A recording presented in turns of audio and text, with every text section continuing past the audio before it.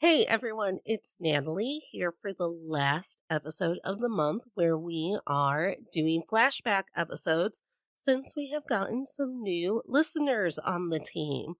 This week's episode is going to be our episode with Julia Washington from Prose and Glow and Pop Culture Makes Me Jealous and Jelly Pop's Book Club, where we talked about the effects that patriarchy and misogyny have on joy and how our joy becomes marginalized when we are marginalized voices who aren't white privileged men. So enjoy this episode. I hope that it gives you some clarity and a sense of feeling in community when it comes to this time that we are currently living through. And if you are having a really hard time finding the joy in your day to day, hopefully this offers you some laughs and helps you not feel so alone. I will see you next week.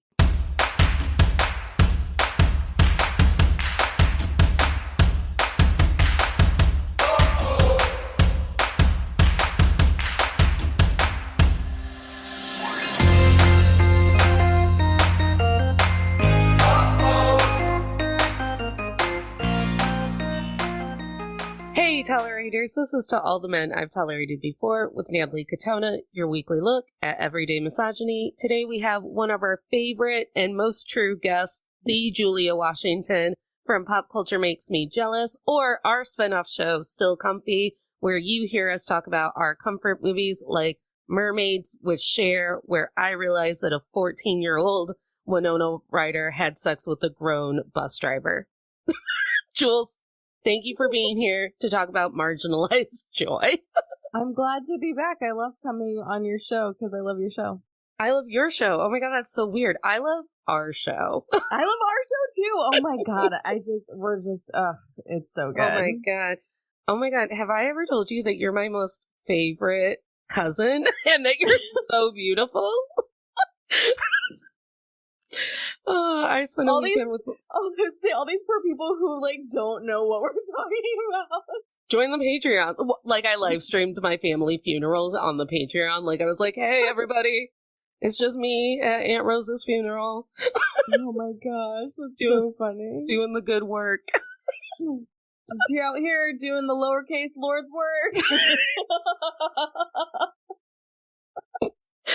I'm gonna keep that in. And then I hope that people do join the Patreon and they're like, did she live stream her aunt's funeral? We thought that Natalie respected death. Gotta join the Patreon to find out. You gotta join the Patreon to find out. I do respect death in the way that I respect anything that I long for every night as I lay me down to sleep. So people are going to be calling me after this episode to be like, are you good? Are you okay? Blink twice if you need me to save you. It's fine. It's called feminine joy. Stop marginalizing it. Let's start there. That's it. Jules, I don't know if you're aware, but one of the ways that the patriarchy and misogyny tries to make sure that women feel small and insignificant and like they shouldn't vote for things or have body autonomy is by literally making sure that every twist and turn, should they feel happy, they're getting a slap on the wrist. Did you know this? Oh, 100%. I feel like we touched on it in our Barbie episode. That's so weird. I feel like that's what spawned this idea. Yeah. Oh, that's so weird. I do have on my outline the Barbie movie because honestly, the Barbie movie was pink, but it was also about misogyny and therefore men big mad. Yeah. Somebody I truly love and respect was like, she saw it the first time and was like, oh my God, I loved it so much. I cried. It was so good. Da, da, da. And it's like, welcome, sister. And then she went back and took her husband. Big mistake. And she goes, oh, but then he ruined it for me because it's an attack on men and da da da. And I was like, oh, baby. Oh, baby. Oh, baby, did you talk to a man? We would have told you not to. I could have told you your husband was going to shit all over it. because this person is one of those people who's all about, like, yes, feminism, equality, but then is stuck in a box. What if we just stopped dating men? Oh, wait, I did. You did. I, however, can't control the carnal urges that I have when I see certain men. So I'm working on that. Therapy? Maybe I need a new kind of therapy. Are they real men or are they just men on the TV? I mean, it's a little of both. Okay, valid. Because I was in LA recently and I was like, oh, fucking forgot how hot the men are down here. Like, oh, you're cute. Let's go get drunk at a bar. So I think so as you know, we're millennials and we're broken inside. Have you heard? Mm-hmm. And one of the ways that millennials have chosen to combat our brokenness is to nostalgically get things that we were either denied as children, like Barbie dream houses, or would have wanted as children, aka my Squishmallow collection. Yes. And I would like to say that I grew up in a household where men were just given toys left and right, like little figures for D&D. You like old men love to play with a remote control aircraft. Drones. Yeah. My brother-in-law got bows and arrows and rock'em sock'em robots and everything for Christmas, which my sister and I would then steal. Yeah. But anytime women buy themselves a toy or spend money on themselves, how dare, there's this like ridiculous pushback on it. Like, well, don't you think that's a little frivolous? Yeah, and we've also been pigeonholed into the things that we should spend our money on are shoes and clothes, which is also deemed frivolous. And our purses. Our children. Like, how many women do you know? I know a lot. I shouldn't buy this for myself. I really should be spending money on the kids. Ma'am, when's the last, like, because I like to get facials. I like to go get a massage once in a while. Like, and not even just facials because I want the spa day, but because sometimes you need an industrial strength person to remove the layers of trash off your skin because the environment is garbage now. But then it also just feels good. But like, or I bought a new paint set. I was, oh my God, I could never. Or if we go shopping, like, I moved into a house a year ago. I was like, well, I wouldn't spend that kind of money, but you did just get a house. And it's like, I'm sorry, what? Like, what? Like, let me have this.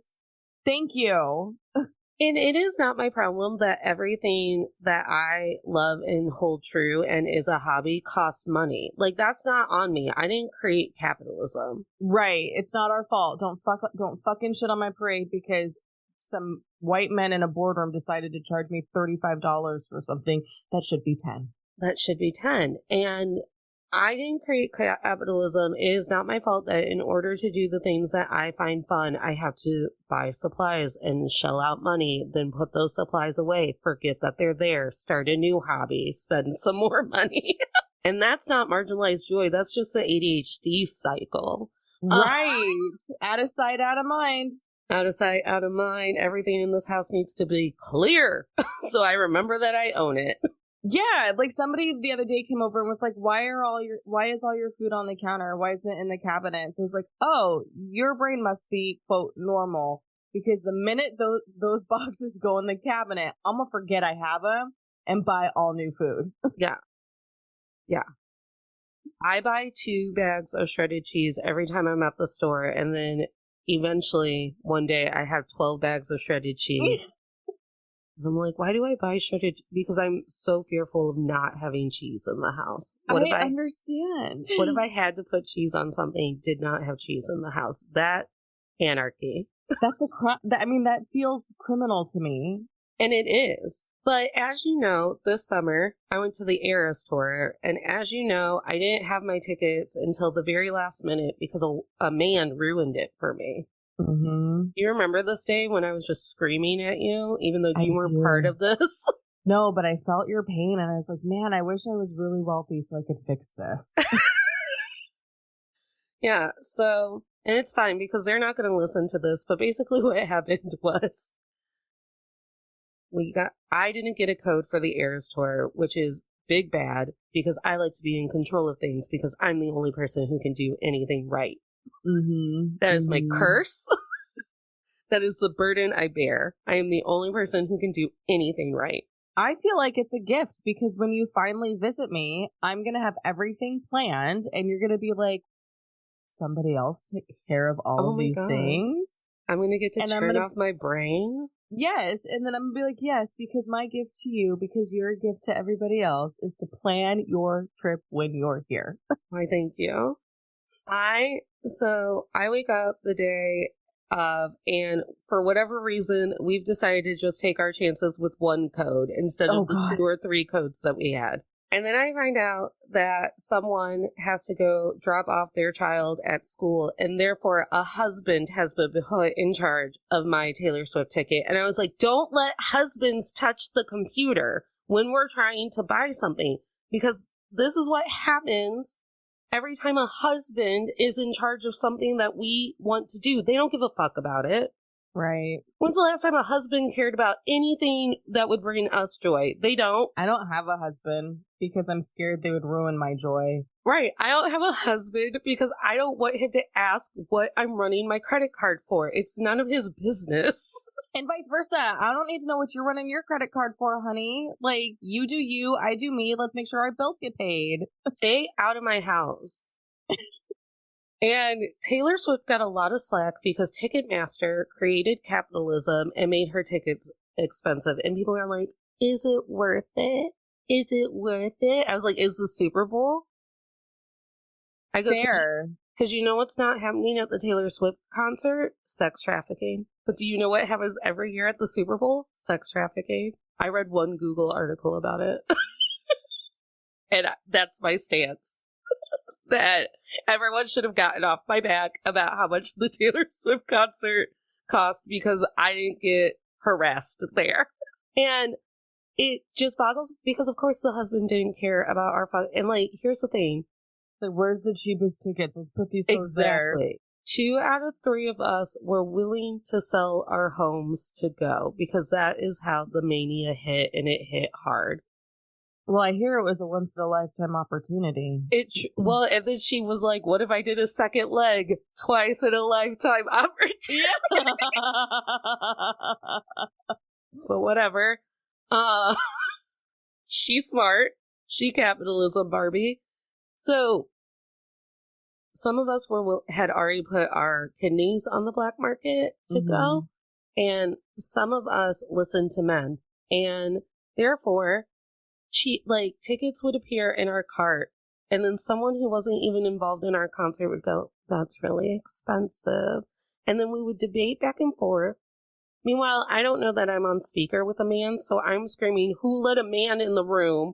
Who let a man involved in the Eras Tour? Men have no place at the Eras Tour.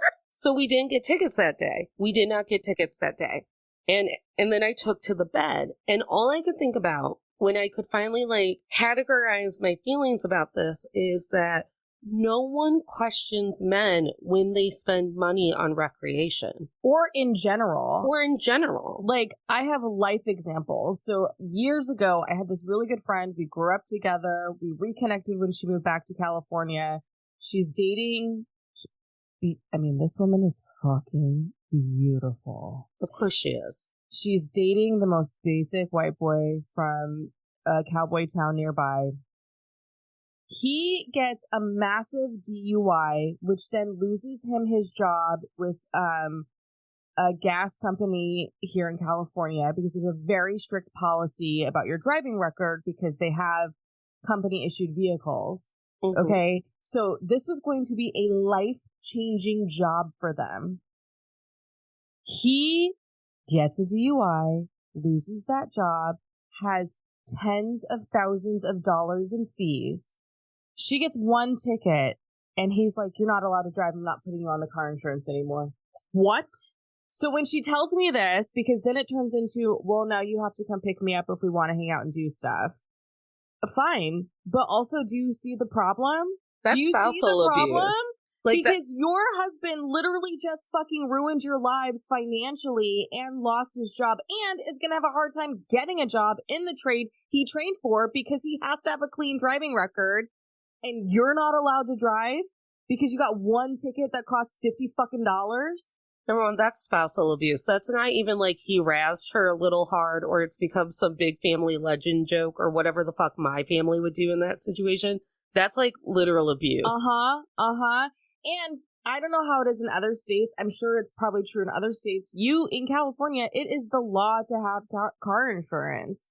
Like any licensed driver is technically required to carry the limited level or whatever. What is car insurance for? Because every time I go, I could really use insurance for that, some man is like, you can't just use your insurance. And I'm like, what do you mean I can't just use my insurance? The monthly premium will go up if you dare don't even log into the app. And I'm like, okay, then what is it for?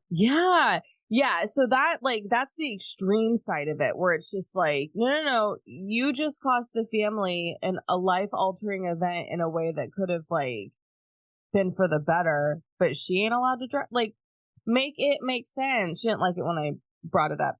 They never like it when I bring these things up because I'm the man hater, which is a lie. Natalie, you and I both know I open a lot of messages to you with, I know you're going to disagree, but hear me out. And then I go on some sort of like apology tour for men, or like a specific men at large, or a specific one or a specific man in particular, because I still love men.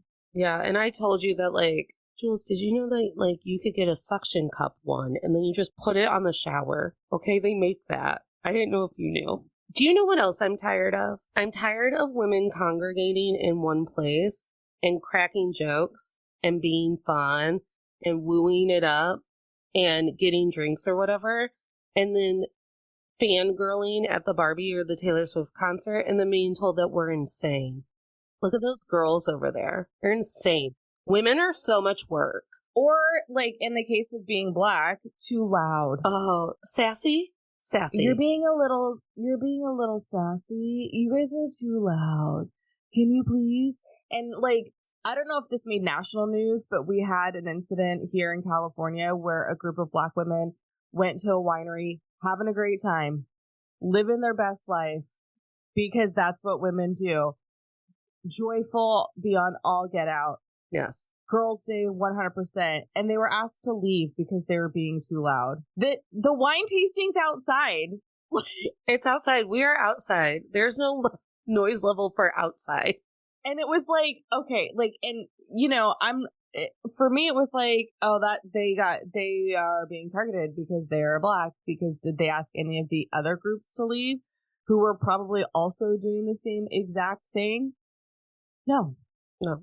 I was at a restaurant with my coworkers when I was the only white person in my, department. And we went out to lunch. And by lunch, I mean it was 4 p.m. because they wouldn't let us actually take a break. Oh, that's not legal.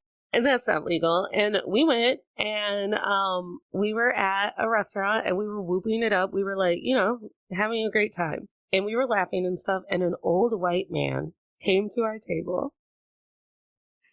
And I think this is actually worse if instead he had just told us he was going to management or whatever. Somehow this made me feel worse. An old white man came up to the table and he's like, hey, I just want to let you guys know that I'm moving me and my wife somewhere else, but it literally has nothing to do with you. I just want to be able to hear the TV. And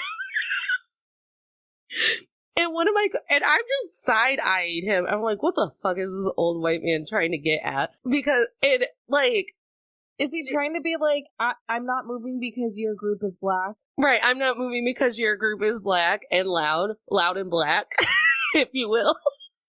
Oh my god, it's like he's trying to be an ally. He's trying so hard. He's like, hey, this has nothing to do with the color of your skin. You're just obnoxious as hell. And I'm just like, I'm making my dumb head tilt. Like, what the fuck is this white man getting at? Like, I'm gonna have to fight. and as the sole white person at the table, I'm like, don't worry, I've got it. I'm a fight. Me in, coach. I'm a fight. Yeah. And then he wanders away. And then everyone has to turn to me, Whitey, and be like, you know what was happening there, right? Yes, I know what was happening there. I live in this world. I live in this world. And you're not blind to it, because there are a lot of white people that are, sorry, white people who are listening. Well, I need you to wake up. And as you know, I think the difference is, and we've talked about how I grew up in a family that was very loud and where the women were always in charge and always the loudest. Yeah, same. I mean, when people find out in Black and Italian, they're like, oh, your family reunions, huh? And I'm like, you know what? I'm like, yeah, but also fuck you for saying that. But also, yes. And we've talked about the Croatian of it all. Mm-hmm. And like whether or not that has merit for me to experience the things that I experience or to be a little bit more aware of the things that I'm aware of. And I mean, we haven't gotten kicked out of restaurants before, but we've also been very mindful of like telling the hostess or something like, hey, you're going to want to put us in a back room. If there's a room with an extra wall, that's where you're going to want to have us. That's where we're going to have to go. And I was at a family function this last weekend, and a cousin and I were joking about how my family would make a great sitcom. And one of my cousin's wives, who I don't spend that much time with, but I was having a little one-on-one time with, she went, oh, speaking of like how women hate themselves for being joyful or happy or having needs, she just went, oh, I just know that when you write the TV show, you're going to make me out to be the worst character. Number one, you're my third cousin. Who says you're making the cut? But also, number two, she's like, I just know, and then everyone will know that I'm the worst in this family. And I looked at her, I go, meanwhile, my drunk-ass male cousins are like headbutting one another in the yard. Without helmets. Without helmets. There was caramel apple moonshine. They're literally just like doing feats of strength in the yard. Oh my God. I need to come to a family reunion. You know when like rams just like lock heads? That's what they're doing. Yeah. Just in a circle. And I was like, hey girlfriend, hey love, do you think out of everyone in this yard, it's going to be you that I have material on?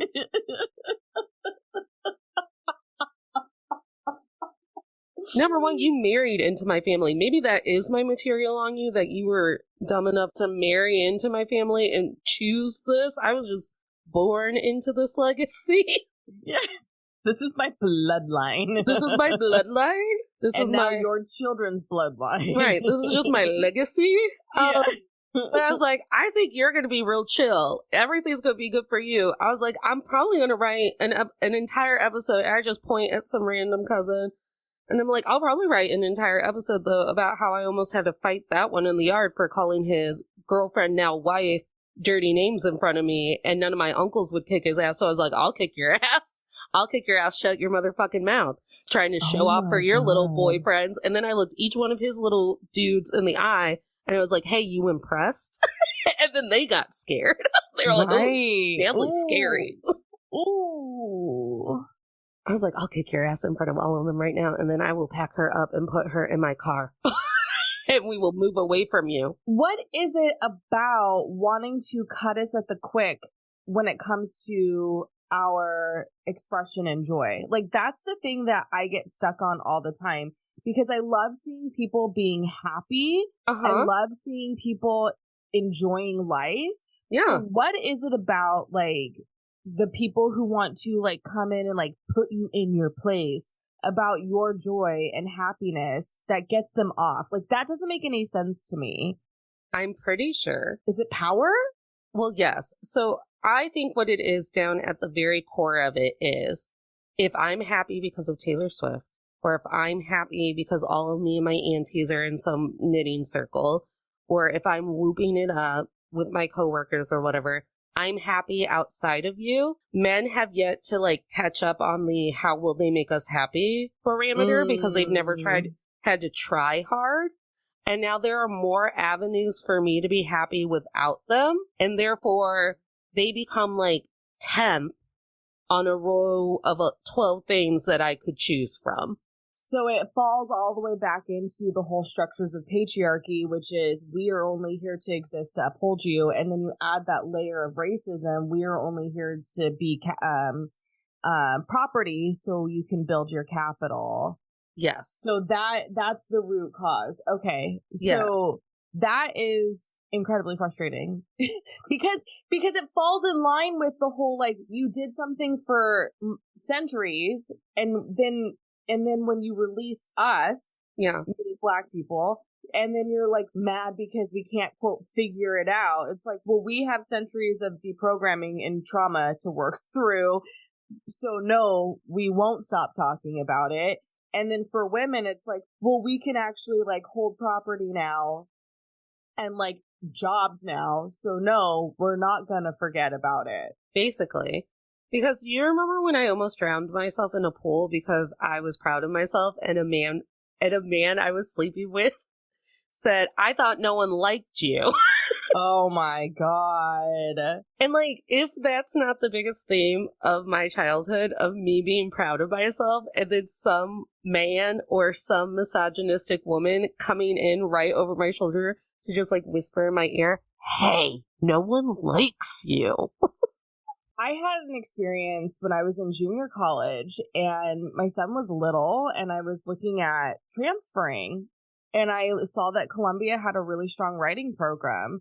And I was like, oh, I have family on the East Coast. Like, it wouldn't be completely out of the blue if I decided to go to school in New York and then like visited family that lived in New Jersey and other areas of the East Coast. And we're at this bar one night. Our friend's band was playing and I was talking about, it's like, oh yeah, I'm looking into, what I need to do to transfer to Columbia. Like, what are the requirements as a transfer student, like with GPA, classes, blah, blah. Mind you, now I had been actively writing, like my writing has changed over the years, but like I was actively writing a short story every week. I was taking writing classes. This was like a period of time. I think it was like 25 or 26 years old. It was like, this is going to be the career I'm pursuing. This guy who I used to think was hot until he said these very words to me. You think you can get into Columbia? Oh, Jules, did you think highly of yourself for a moment? And I was like, you don't think I can? And it was like a literal standoff. And because of other issues that were happening at the time, I never tried. And there's compounded issues because 26 was not a good year. There are always compounded issues. Like, the reason I'm not a marine biologist or a veterinarian or a history teacher or whatever is because a woman who upheld patriarchal values or a white man told me I wouldn't be good at it. Yeah. And I'm so impressed with the people who hear those negative things out of other people's mouths and go, challenge accepted, and do it anyway. Because one of the things that I do kind of regret is not applying to all of the universities that I looked into back then, because I don't have an on-campus college experience outside of junior college, and that is a regret for me. Like, I wouldn't be as angry about my student loans had I made like true friends and connections through university. I did the introvert's guide to getting a degree. But it was like, it's like, so then like, I want to say maybe like at my birthday this past year, I did go through all the things that people said to me and how I let it influence and impact me. And the decisions I ended up making for my life. And I spent some time sitting in embarrassment and shame for allowing that to impact me. And then, as you know, now I no longer give a fuck because I did everything I was supposed to do and was told to do, and none of it worked out. Yeah. So now I'm just doing whatever the fuck I want for my career. But it's like, how dare you say that to me? Like, how dare you say that to anybody? You think you're good enough to get into Columbia? And if the tone was different, maybe the conversation would have gone differently. But it was very much, he didn't think I was a smart woman. He only saw me as a beautiful piece of ass. So for me to say that I would like to go to Columbia was like, you little girl, I'm just gonna fuck you later. So I can't believe you said that. Which, no, we did not engage. Because after you say things like that to me, you're dead to me. Dead. So what this is bringing up for me, that one of the handhelds that is true is not only is feminine and women being joyful a threat, but when we take that joy and we actually have pride within ourselves, holy hell does the fragility just boil and come to a rise in a room. Because as a child, I was surrounded by loud people who were proud. I mean, when I came back from the funeral, I told you, I was like, no matter what cousin it is, no matter what family member it is, they walk up to you and they're like, oh my God, you're my fucking favorite. You've always been my favorite. You're the most beautiful and smartest person that I've ever looked at. So I grew up with that mindset that I was beautiful and the smartest and the favorite. And I had great uncles who cried at the mere thought and sight of me because I was so beautiful and perfect and smart. And then I had other men in my life who were very insecure. So their fear response was to always go, couldn't you just run your mouth a little bit less and be a little bit more humble? But I don't ever see little boys being told to be humble. Right. There's a lot of ego boosting for look at what you did. Oh my God, you're so strong. Yeah. You're so strong. You're so funny. Like, I'm not opposed to telling little girls they're pretty, but I'm also going to add something else to it, right? Because, like, I know we're not supposed to comment on people's looks, but I fucking love being told I look pretty. I love being told I look amazing. I fucking love it. Sorry, you were going to make a point. Go ahead. No, as you know, my favorite part of the Barbie movie was actually when I was walking back to my car and 3 women stopped to tell me that my outfit was perfect and I was the most beautiful Barbie they've ever seen. Yes. And I love it. I love it. I was like, I've literally forgotten what the entire movie was about because I'm pretty. I love it. And I love when my moronic family gets into a room and we just shout at everyone about how beautiful we are.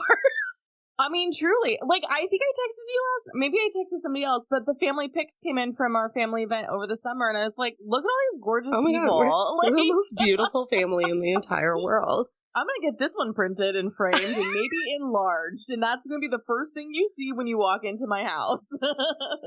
And the best is, like, when we finally get the wherewithal to take a family photo, it's 9 p.m., we're all blasted, and we can barely, like, arrange ourselves into some sort of line. My cousin's wife is very good at making sure we do it all before anybody starts. And God bless her.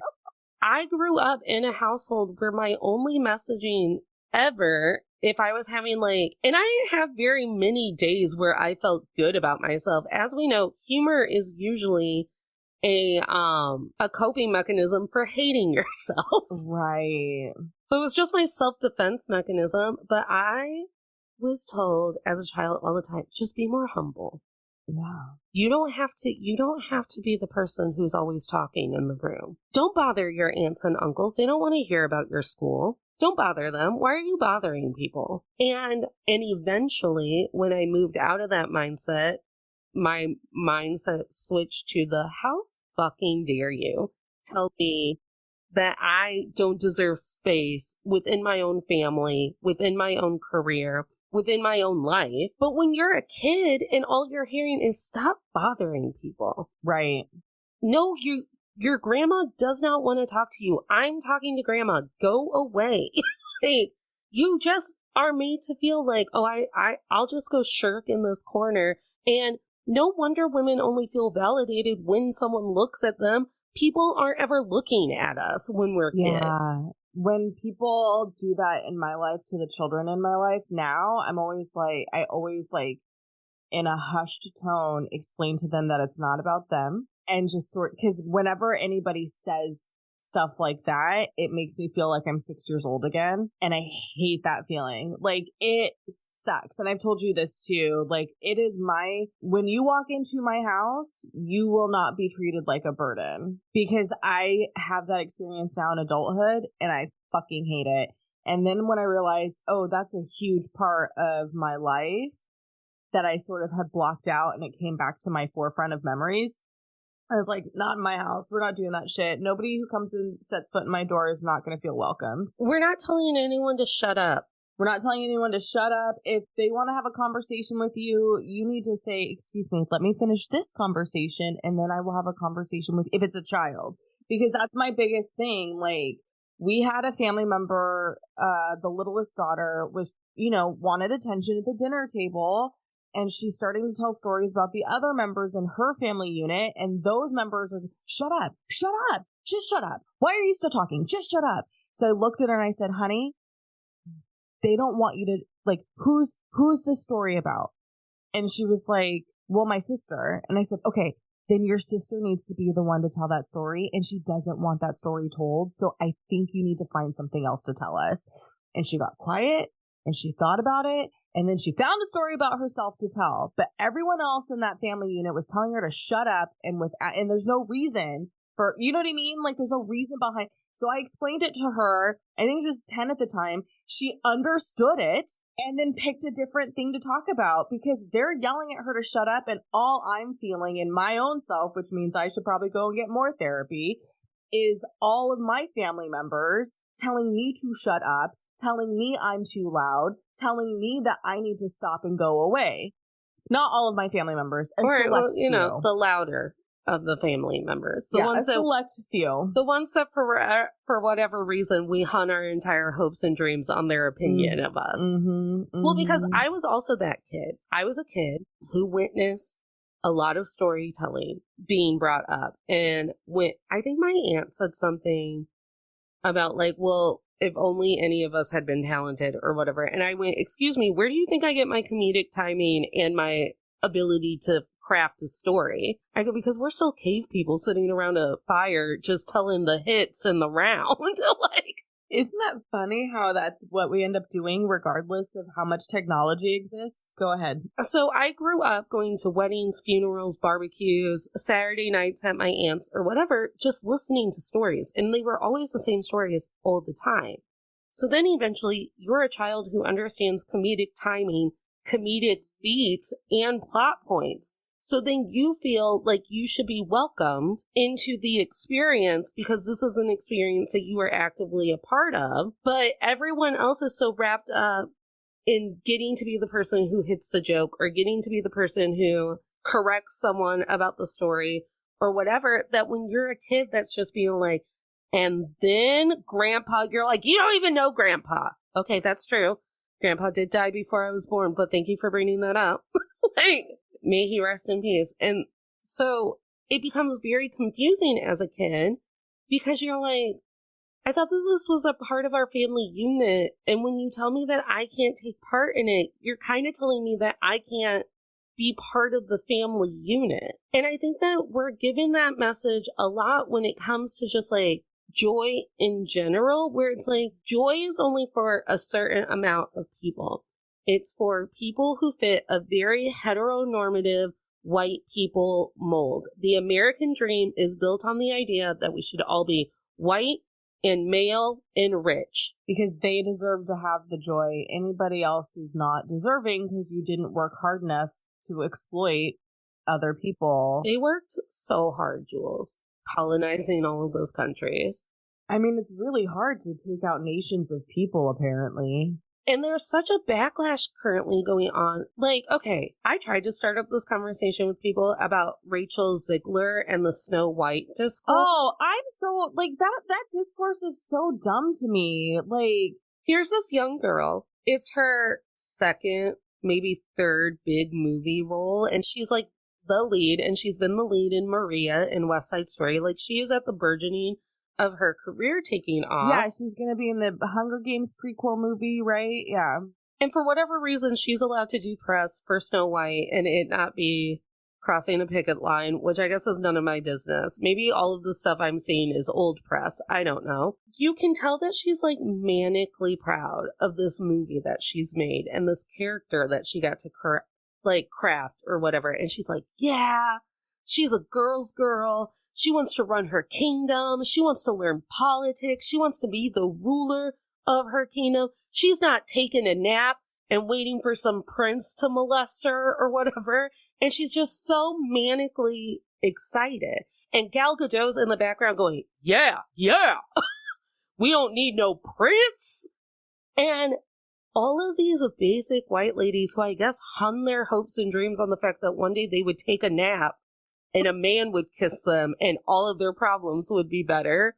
That's called assault. Yeah, that's called assault. All of these women are like, why even call it Snow White if it's not going to be upholding the Snow White narrative and the original beautiful story about that 15-year-old taking a nap and being molested. You know what's even more gross about it is that one of Disney's descendants got in on the conversation, and then two, we all know that Disney took all of these stories from the original storyteller and distilled them down to make them these like happy, beautiful fairy tales. We just recorded about Rapunzel on my show. It hasn't aired yet, and I don't know when this is going to air, so I don't know.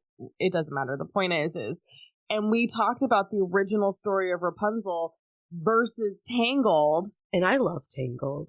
Tangled's a great movie, and it was a joy to discuss, but it was also this moment of like, yeah, you can't, how are you going to tell the original story of Rapunzel in this modern era? Like, it is, like, now I know why I'm terrified of falling into, like, rose bushes, right? Like, that, it reminded me that I don't like being near rose bushes. And here's something that boggles my mind. I was like, so no one ever thought that it was ridiculous that Tom Cruise at this day of age would get into another fighter plane and highway to the danger zone. 22-year-old. I'll be this 20. I'm Tom motherfucking Cruise. I'm Maverick. I'm Maverick. But back to your Snow White point, like, if you get into the true story of, like, The Little Mermaid, The Beauty and the Beast, Little Red Riding Hood. That's about great. They're all very graphic. I mean, like these, the Brothers Grimm, it's almost like, no, Grimm is right.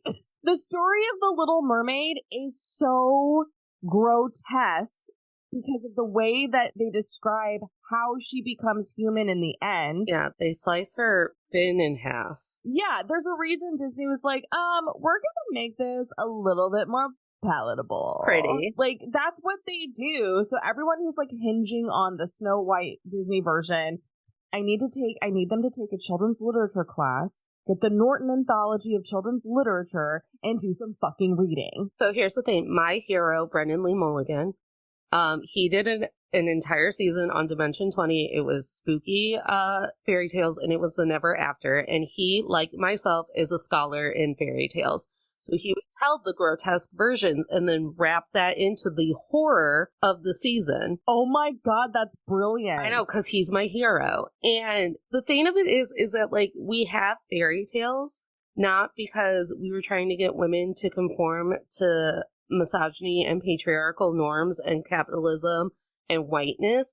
We have fairy tales because we were trying to scare the shit out of kids into behaving. It's like, hey, correct. I dare you to not listen to me and walk off that fucking path and go into the woods. A wolf is going to eat you. And that will be the nicest thing that he does. There, in one of my classes, we read 3 different versions of Red Riding Hood. And the one that I can't get out of my head, warning right now, not great. She gets eaten by the wolf, and then she just, like, stabs her way out. Like a badass. Like a badass. And I was like, well, I didn't read about this when I was 6.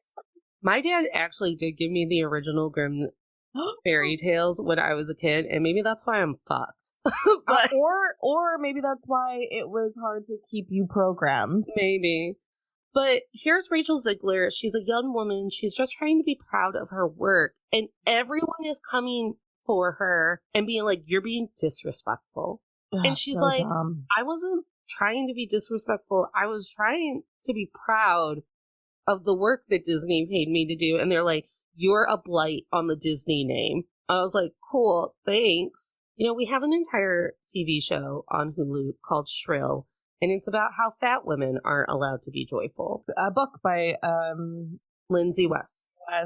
We're like, when we don't fit into these very white, very capitalistic, very male-centric norms, if I'm not a sex figure, if I'm not Jessica Rabbit, and you don't get hard when you look at me, then I don't deserve to smile. But I'm also murdered if I don't smile. So it's very confusing. One of the things that I love that came out of them making Shrill, so in the first season, they have this big pool party, and all the women are of varying shapes and sizes, varying colors, varying abilities. Those women kept that party going every year since they filmed the first season. And I fucking love that, because it's like saying, because Shrill basically was like, here's what we need from you for our show. And they're like, cool, we're into it. And then when they did it, they were like, this is the best thing ever. Why haven't we been doing this all the time? Probably because everyone's telling you take up too much space and you're not allowed to have any fun. And then continue to do it. Like, that's the kind of shit I love, because it's like it's not like you're saying, they are saying, this was fun. We deserve it. Fuck all y'all. Party every year. So a lot of women have crowd anxiety, believe it or not. They have being in public anxiety. And one of the things that came out of that pool party and the Eras tour, and just being in spaces where feminine joy wasn't tampered with or dampened down or ridiculed or put us in danger, is that women were like, I'm not afraid of crowds. I'm not afraid of being in my bathing suit. I'm fucking afraid of men, because we removed them out of the equation. Or we made so few of them feel welcomed in that space that they didn't come in their normal numbers. And therefore, there was no one. I mean, you said it during the Barbie movie that you watched a woman only laugh when her husband was in the bathroom. Right. And like, honestly, we should have given her a business card. We should have been like, come to the team. I do think about it when I'm in that theater. I'm always just like, I should have said something to her. Like, I should have been like, do you need an exit route? Blink twice. Because it does make me sad, because you and I've had this conversation multiple times, and I've had this conversation with a former guest / friend of mine, Nikki, on my show. I do not want my space to be a space where I can't experience love, joy, happiness, sadness without being ridiculed. Like, if you make me feel tense, then I can't have you in the space where I'm living. And I don't want you here. Like, that's not healthy. That's not okay. I dated a guy one time. All we did was bicker, and it was hot in the beginning, but then after a while, it was like, this is exhausting. Like, my parents have been doing this for 50 fucking years. I don't want it. And he's like, and then he started bickering with me about the fact that I didn't want to bicker anymore. And I was like trying to break it off with him. You're like, this is toxic. And he was fine. And it was just like, listen, I just can't, like, this is exhausting. I do not want to feel drained by the time I get home. I want to go home and experience home joy. And you're not contributing to that. And it just ended up being a whole thing. And then he turned out to be somebody who thought the vaccine was bullshit. Dodged a bullet. You dodged it. And then if people would like to know how this idea that marginalized joy, but what about me? I'm not a marginalized community. I'm straight and white and beautiful. Cool. Should you ever become unemployed, or should you ever have to rely on public assistance, or should you ever go through an emergency that wipes your savings? I don't know if you've realized this, but people in poverty also aren't allowed to experience joy. And in fact, every time someone buys his freeze pops with their food stamps, there's some bitchy lady in the line to be like, oh, so I see that my taxpayers' dollars went to make sure that your kid got a cake mix. That's cute, because poor kids aren't allowed to have birthdays. Right. Or shoes or that weren't from Payless, which I don't think exists anymore. No. Or, you know what I mean? It's just like this whole concept of like bootstraps. I worked really hard, so I deserve all these things. What have you done to deserve anything? Mentality is so toxic and gets really in the way of like people having empathy and understanding for a lot of things. Like, there was a period of time where Black people could not congregate together more than like 3 at a time. Because it was illegal. Yeah, so like, excuse me if we want to get together and have a celebration. We were robbed of that right for centuries. It's just, of all of the stupid things that we could be gatekeeping, we were just like, what if we gatekeeped like smiling? Right. And then have the audacity to say, girl, smile today. Girl, why aren't you smiling? You need to smile more. Because we're only allowed to smile on their terms when it's for their comfort and for their dicks. And people of color are only allowed to smile and have joy if it makes the white people in the room feel a little bit more comfortable and a little less racist. Right. Right. I'm sorry, it's not my fault that you feel guilty for the past. Like, that's your business. You need to work through that. And fat people are only allowed to be happy if they've lost a couple pounds. Or if someone's misassumed that they've gotten skinnier. I literally went on last night on stories on close friends because it's all people I know I in real life or talk to or have talked to and have had vulnerable conversations with. We got the family pictures back and I told you, it's like, oh my God, my family's gorgeous. They're beautiful. I love them. And then I zeroed in on myself and I was like, what is that's happening there? Because in my head, I'm still working on the deprogramming of what our bodies are supposed to look like. And I've always been a person who's like, oh, I gained 10 pounds, easy fix. I can just like switch my diet real quick, do a workout for 3 months and it's gone. It'll be fine. Like my body's always responded really well to exercise. Like I did a boot camp one time and I lost like 15 pounds in a 6-week boot camp. And people were like, fuck you. That was so easy for you. It's like, I've always worked out. Like I trained in dance from 4 years old until 18 and I was a runner. Like my body's like, you're not working out, you're gonna die kind of. And then I went through a serious depression in grad school and gained a bunch of weight and then COVID. And so like now I'm like, but I've been working out. Why isn't it working? Like I've been working out for almost 2 years. In my head, I don't look like that, but it doesn't matter. It doesn't matter the size of my body. I can outrun a zombie apocalypse if I need to. Like, that's what matters. I can bend and twist in ways so that way if I have to climb something and maneuver into like a weird crawl space, I can do it. Like, so there's still like that cuckold of just like, you need to be able to buy size medium and size 8 wherever you go. No, you don't. No, you don't. But it really did like hit me in the face last night when I was looking at the photos because it was just like, again, I'm doing all the things that people are telling me to do so I can look hot, and I felt like it wasn't working, but that's not looking like I still look hot. Like I still look hot. It just doesn't look like, Heidi Klum hot. There's all varying degrees of hotness. Yeah, diet culture is a sham to sell you Diet Coke and those 100-calorie snack packs. Because I'm going to eat 6 of them because they leave me fucking hungry. Are there any other points that you wanted to hit on when it comes to marginalized joy and why it's a form of the patriarchy that we need to all be aware of? Because sometimes we just think that like, oh, we should be humble. Like we've taken it on like they're parables and that they're like actually attributes of a good and healthy person. Because that's the bullshit we're being told. Like, how dare you be proud of yourself? Like, in the Barbie movie is a perfect example of that. And I know we've already talked about the Barbie movie. Everyone go back and listen to that episode because I'm getting feedback that it was amazing.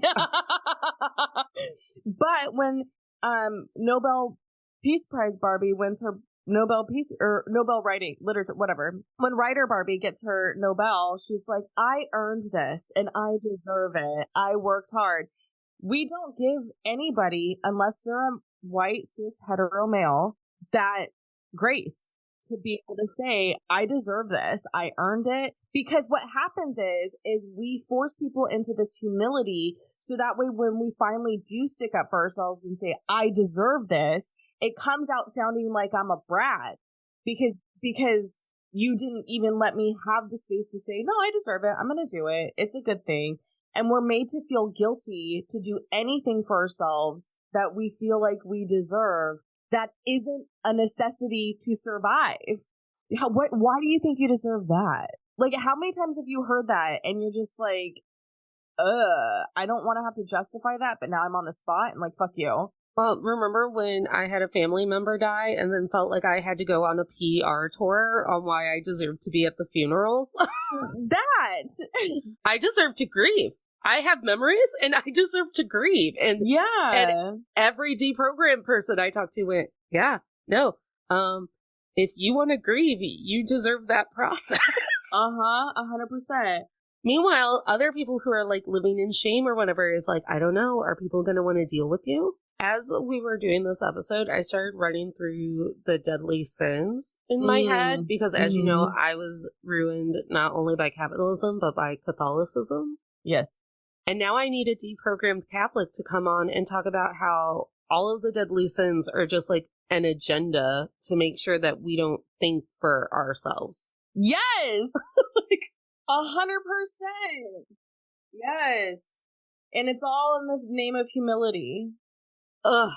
You know, it's my trigger word. I'm like, no, I can't be humble. I refuse. I refuse. And there are moments, I know my place when I'm not going to talk because this is not a safe space. This in here is a safe space for me to talk, but like outside of this room. And that's the difference, I think, too, where I'm just like, I know better. I'm not talking. I don't have the energy for you people who aren't deprogrammed. So I guess let's move into like big takeaways and manifestations. My biggest takeaway today, Natalie, is realizing just how much blocking joy is rooted in control and patriarchy. Like, I think intrinsically I knew it. I think deep down I knew it. But today we verbalized it and said it out loud and it hit me. Yeah, and it'll keep you up at night. It's gonna bother me all day. Like, didn't I open this telling you, oh, I've adjusted my day already because I only have limited capacity? I'm gonna have to adjust my day again. I think my biggest takeaway is that, like, the reason why, it's like you said, the reason, it's not that I'm not allowed to be joyful, it's that my joy is a threat to you, and that actually has nothing to do with me or my joy. Right. Like, if you're a boyfriend sitting amongst all of my girlfriends and you're just pissed off because we're funny and smart and we haven't talked to you in 15 minutes because you're not interesting, that's actually because you're not interesting. We weren't being mean to you. Like, be more interesting. The other part of it, too, for me, Natalie, is so last night I was sitting on the couch and I had this memory of a boyfriend who used to keep sort of a short beard and he would come up and just like rub my cheek with his cheek. And I love that. So I had this very strong urge to have that feeling again. And it made me realize that the kind of love that I'm looking for is rooted in the two of us loving and adoring each other and being in each other's corner when joyful things happen and supporting those things and just really being like unabashedly, authentically, truly wanting to be together as opposed to, well, this is the structure and the function that we need to do.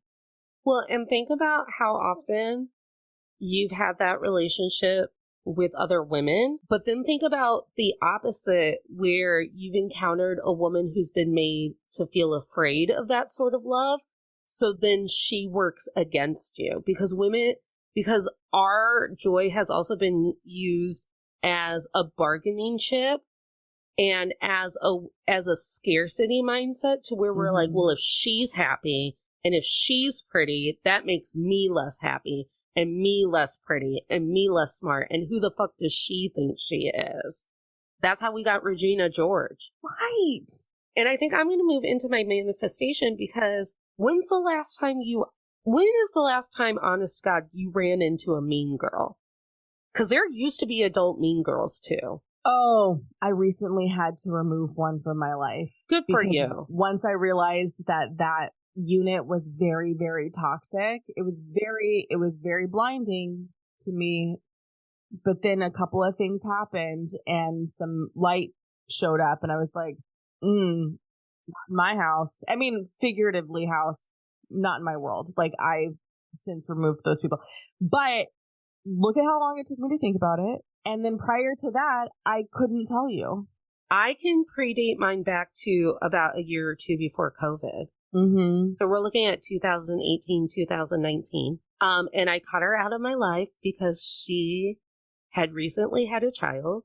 And we got into an argument about the validity of pronouns for non-binary and trans people, and I couldn't fucking handle it. Oh my God. And I couldn't handle the idea that she was going to raise a child and not be okay if the stupid grammar chart and the stupid grammar books change to accommodate everybody. Because that was my point. I was like, they'll just change the school curriculum. And I'm just supposed to be okay with that? And I'm like, yeah, curriculum changes every year, baby. We don't even teach phonics anymore. So anyways, my whole point of like, when's the last time you encountered a mean girl and then let her stick around is I'm not seeing a lot of mean girls anymore. And even the mean girls that I would have categorized as mean girls that I kept in my life because of blood ties, because of necessity, because of whatever, they're kind of reformed. And and my biggest manifestation would be that like more women just gather and be joyful together, and because it's an act of resistance. The Eras tour was an act of resistance. Beyonce's tour? Act of resistance. The Barbie movie, act of resistance, where she literally threw it in our face like, no, this is an act of resistance. Little Women, my sister and I holding hands, sobbing to Little Women as my brother-in-law just sat and watched and went, well, it's Christmas again.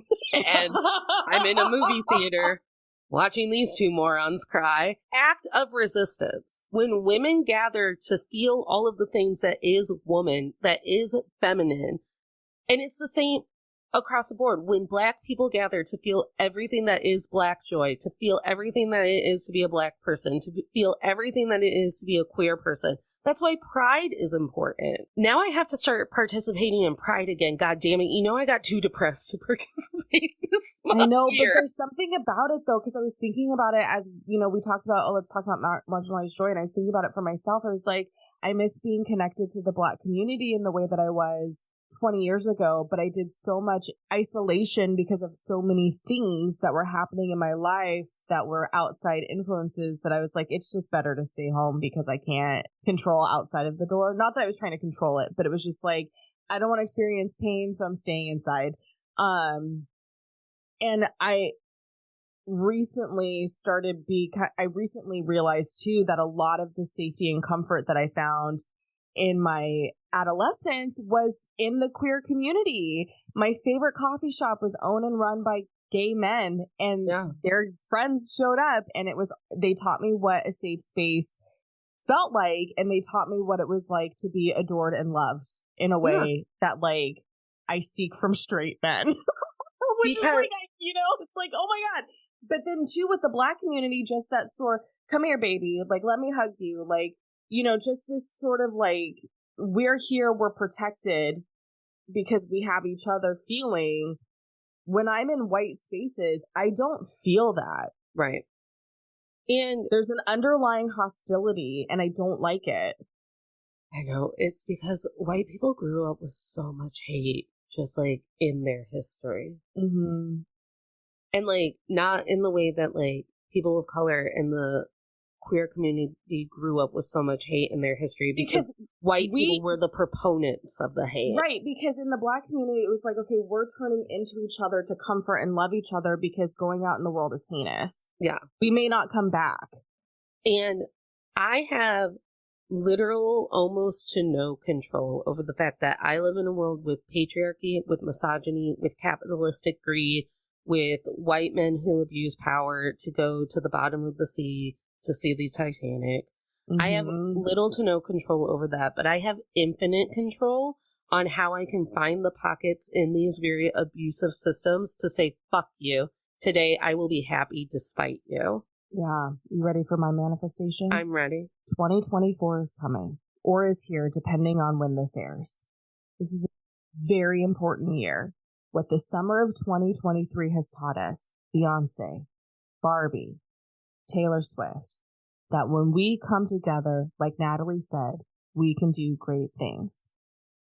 53% of white women voted for Trump in 2020, which is up from 2016. So my manifestation is that the energy of summer of 2023 takes us into a very successful election season of 2024, and we have an outcome that doesn't render us more oppressed. We gotta start feeling okay that it's okay for us to be happy. Because why would we ever change legislation that makes us unhappy if we in turn don't actually feel like it's our right to be happy? And we've been told for centuries that it is not actually our right to be happy, that life is supposed to be hard. It's supposed to be a daily struggle. It's supposed to be a daily chore. But I'm done. I refuse. I have a brain and I have a heart, and that brain and that heart will only be focusing every day on why I'm not happy and how do I get back to being happy. Jules, thank you for being here. Thank you for coming up with yet another what the fuck would we call that, premise for an episode. So it's 3 a.m. and I'm locked into a warehouse, and Brennan Lee Mulligan won't let me out because he's hoping I'll play D&D. That's a Dimension 20 joke, but they're always like, it's 3 a.m. in a warehouse in Fresno. I just passed Fresno yesterday. Thank you for being here. Thank you for making sure that the show can live on, because every time we have one conversation, it leads to 3. I'm just here helping you become the star you are. That's how we stay in business, baby. Yes, yes. Tell everyone where they can find you. Friends, hello. If you don't know me, I am Julia Washington, and you just spent an hour with me and Natalie on Natalie's show. And you can find me on Instagram, the Julia Washington. I host a little show called Pop Culture Makes Me Jealous, where we analyze pop culture through the lens of race or gender, and sometimes both. I host another little show where we compare book to screen adaptations and all the things literary over there. And you can read my monthly entertainment and culture column in the online magazine known as Jennifer Magazine. And everyone, this is Natalie Katona with To All the Men I've Tolerated Before. You've heard the commercial at the top of the show for all of the nitty gritty on where to find us. But the most important one that I always plug is the Instagram at Men I've Tolerated Pod, because it is the access point to, I guess, the promised land. And love that. I am your Moses when it comes to anti-misogyny work and deprogramming. And remember, out there, tolerators, you don't have to smile through anything you're tolerating, including how uncomfortable you feel because you were joyful for 5 minutes and someone told you it was wrong. Smiles are for joy.